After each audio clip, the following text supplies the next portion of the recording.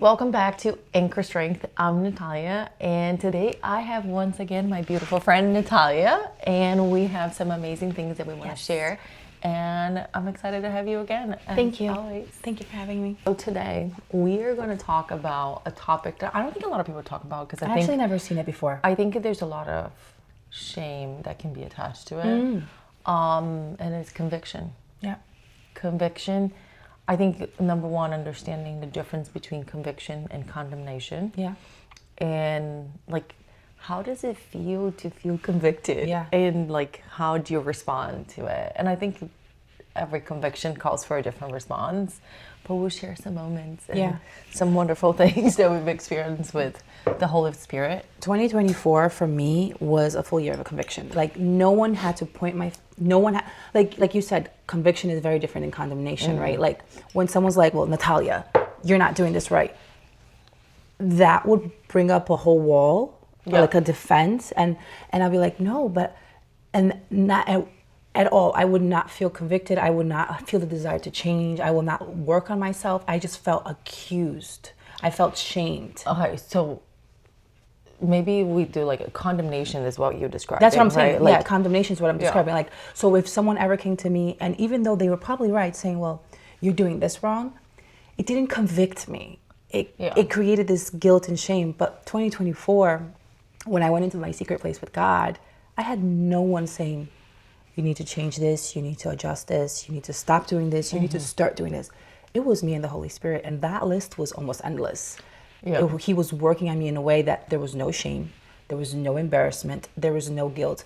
There was a little bit of frustration. If we're gonna talk with no filter, there was a frustration in my part that I was like, why did I let 38 years go by? Yeah. So there was that, and the Holy Spirit was like, don't focus on that, But do you think that is how like the enemy will try to crack and come in with like the guilt and being like, absolutely. oh, what, you waited 38 years, now you want to do this? That's the condemnation from the other side, which it's associated with shame, with this heavy feeling of like, maybe you're not good enough, maybe you're not, because the condemnation is always makes you feel bad. I feel like conviction is pointing you to the looking forward. You're excited to change. And being like, hey, moving forward, this is where we have to go. Versus condemnation is like making you stay stuck in something that happened in the past as if you could never change, right? Yeah, exactly. So tell me more about this closet experience. This, one of the 2024, I felt God calling me to a secret place, and the end of 23, I archived, deactivated my social media, and I was like, I don't want the outside noise. I don't want to share this journey. I don't want to talk. I don't want to see. And in all of 2024, I had this actual secret place with the Lord. I had my little closet where I would go in and I would just be me and the Lord. And I learned how to sit there in silence. And one of the first things I felt that I needed to do is, I've always been very busy in terms of, I love feeling the importance of being needed by others. Like, oh, she's a leader and she's a CEO and she's the founder and president of a nonprofit organization and going to Africa, going to Brazil, doing this, doing that. The Holy Spirit says, you need to stop. You need to go back into your home and you need to take care of your family. Yeah. You need to take care of your children, better care of your husband. You need to take better care of your house. Let go of the house cleaner that you have once a week and stop with the door dashing and go cook and go clean yourself. And like actually take care of your family yourself. Not exactly. Just paying for someone to take like care of I would pay for everything. Yeah. And there's nothing wrong with that, but that was a moment that I needed with the Lord, and it was an altar of worship. I needed to learn to worship God and those things that I was neglecting. There's nothing, and this is where people need to understand, there's nothing wrong with hiring a house cleaner. I want one, I need one. There's nothing wrong with door dashing, but this was something that the Lord needed to work on me. But I think sometimes it's like the business, you start like your family's your biggest ministry, right? Yes. So your first and biggest ministry. Outsourcing as your main way of taking care of your family, I think that's where it becomes a problem. So some things are not necessarily sin, but when you becomes the main way of doing it, that's when it becomes a problem. So I think what you're describing, that's what I think about. It's like if you DoorDash one evening because you guys just want to eat something. One thing. That's one thing, but that's like you're neglecting Yeah. by not taking care Well, of your family. but there was a whole thing of stewardship attached to that, because I would then do groceries and I wouldn't cook that food. Oh my God, I've done that so much. And that would go bad, and I would have to throw that out. Yep. I've done that. And it's so not like, much. so there was just like bad stewardship. You're not sitting at the table to have a meal with your family.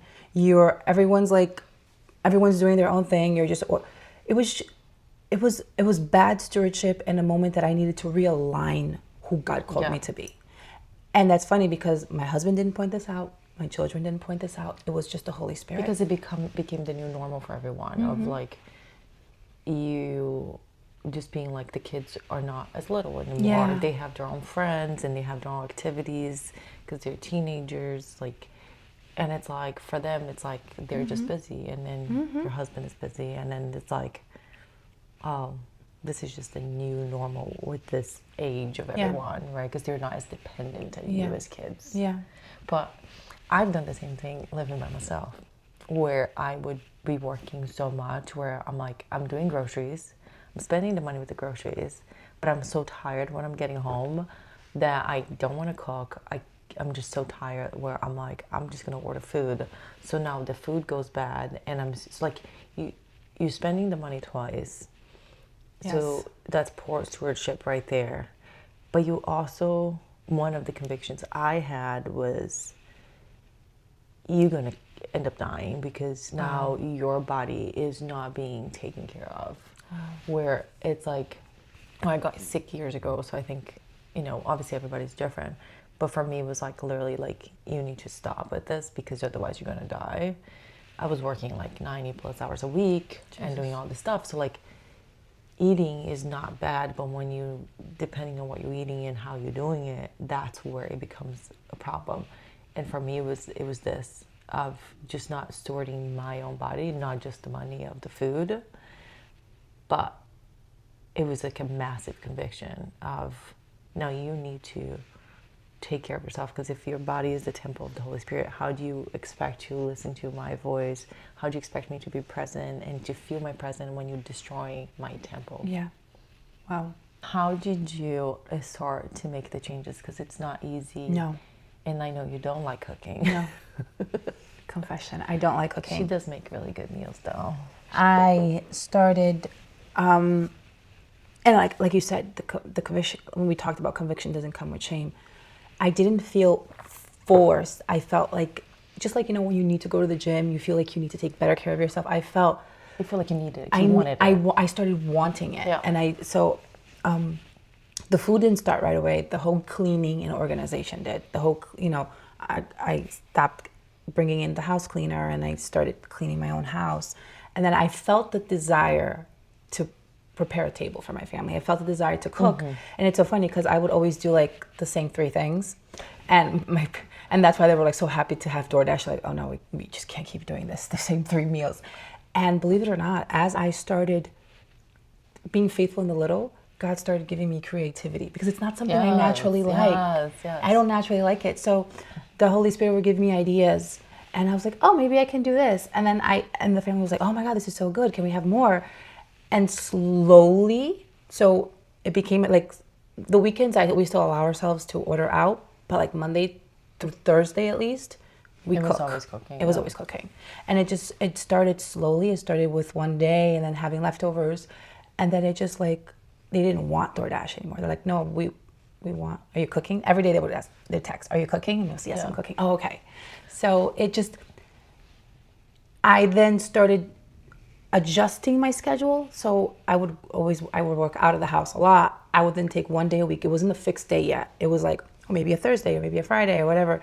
And I would stay one day a week at home to align my house. Because you are very busy with like the church and some other stuff on the weekend. So that's why you did during the week. So like that's your Sabbath essentially. Instead of being like on a Saturday or Sunday like most people would do. Exactly. But I think it's like, for me, I remember I felt very convicted about the food, but it was also about working a lot and not having a Sabbath, because I was working so many hours and like you taking care of so many people, and it's almost like you give yourself almost like too much of importance. You're not that important. I'm sorry, but we're not. It's true. But you know what? I love that you said that. That is so true. I think when you're a leader and you actually take the time to teach and to coach people, and you're not just constantly freaking out about having control about everything, you not that important because you made other people important. Yeah. So like now you're stewarding the people that you have. And you, okay, that's another episode right there. But you investing in stewarding in other people. But you're mentoring people. Coming soon. And I think it's like on my last place, because I worked for a company for a while and I worked in different locations. On the last one, I had more freedom of the work because of my position to actually delegate more than what I had before too. So that helped. But I was still there, present all the time. And then I started feeling convicted that I needed to just like, I didn't take vacation for like 5 years. Yeah. And then I was like, I started traveling again. And I'm like, I love traveling. If you know me, I love traveling. That's my one thing that I love doing. I just like walking around other places. Like I don't have to do anything fancy, but I just like seeing, and I hadn't done that in 5 years. And I think when you don't do the things that you enjoy, you end up starting to resent things. So I started traveling again, and I started being like, you know what, if I'm not there, like things will, like if you have people that you trust and you've trained them and you invested, you will be able to then step away.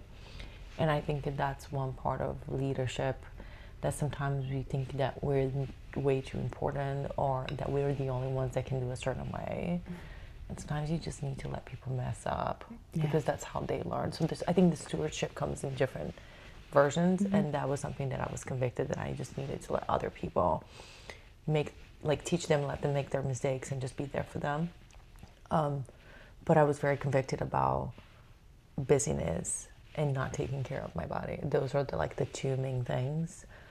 And busyness takes so much away from your life, because then you're not as intentional with your time with God.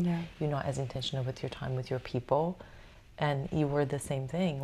Maybe that's not how it was worded to you in your conviction, but it comes down to busyness. That's you were so busy with all your projects, with the nonprofit, with the companies. And it's like the door dashing. If you door dashing all the time, you probably need to look at your schedule or Uber Eats, whatever you're using. I'm an Uber Eats kind of person. Whatever app you use. But if you're doing that as your main thing, you probably need to look, because you're probably wasting money. I remember, okay, this is going to sound so bad, but literally there was a restaurant that was on the corner of my building, and I would steal Uber Eats versus going down there and getting it. No joke, because I just didn't. You want to deal with it. I was so tired, and at one point I had a concussion, and I was just I was working so many hours, and I had a concussion, and it's where I worked, there were so many lights and music all the time, because it was an athletic club, so I'm having headaches for months. I did not want to have to do anything else. I didn't need it. So I'm ordering food all the time. It didn't matter. Even if it was, I could stop by and pick up on my way to home. I would rather just have someone bring it to me. Wow. That's just how lazy you become, because it's just you're not taking care of yourself. Yeah. Wow. Crazy. Well, we would love to hear from you and learn where the Holy Spirit has convicted you, or where you feel like maybe it's a conviction and you've been pushing it away, or share your story, talk to us, make a comment, share this podcast. We would really love to interact and engage with you. Yes.